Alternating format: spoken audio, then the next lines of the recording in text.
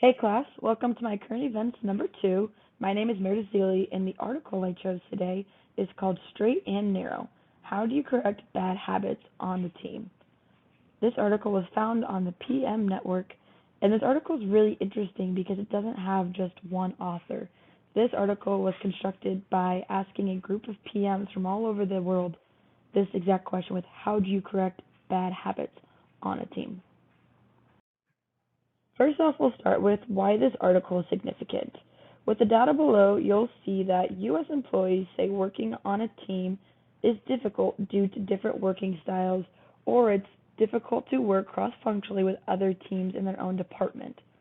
So based off this, you can see that people struggle to work with others that work differently from them.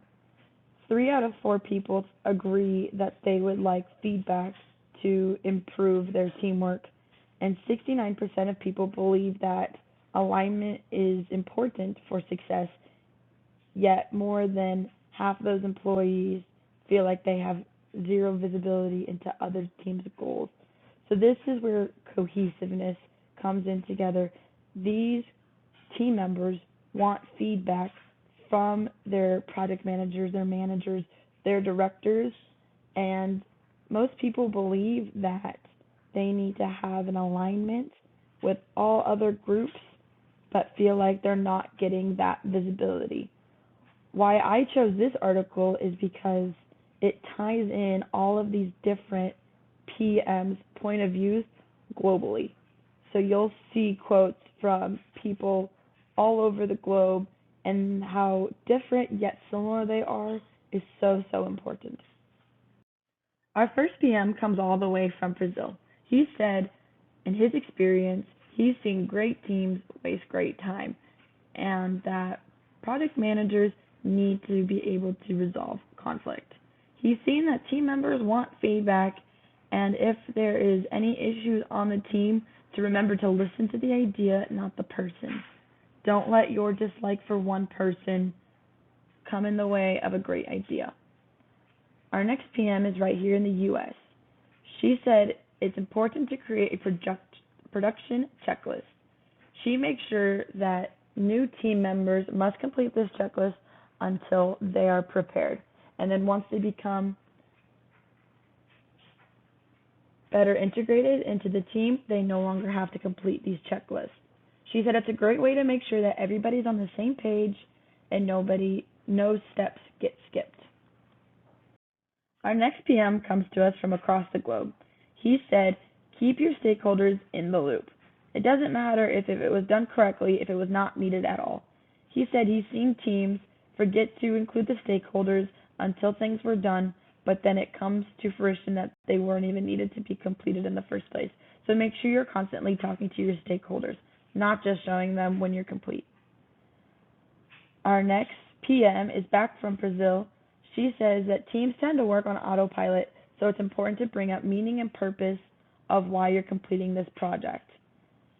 Remind them what can be learned from this project, what failures and success mean to them, and instigate curiosity within the project. Our next PM, Emily, is from the Netherlands. She states to check in with the stakeholders regularly and ask why about everything. Make sure not to make assumptions. Discussions over everything you do is absolutely necessary. She said discuss until there's nothing left to discuss. Our next PM comes to us from Australia. He says that dividing up work can injure the team's unity, so make sure every individual is clear on who's doing what and how it could impact them. Respect is so important in the group.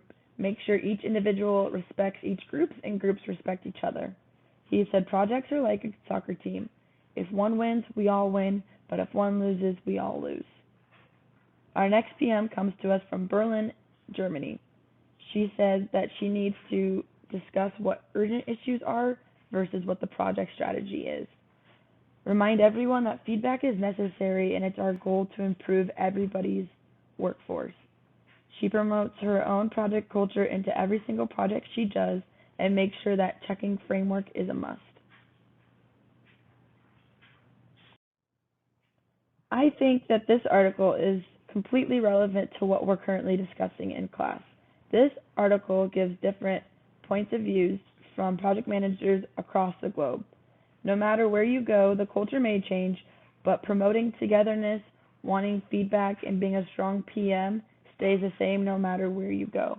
It was interesting how individually each PM had something slightly different to say, but in the end, it all revolves around the same thing.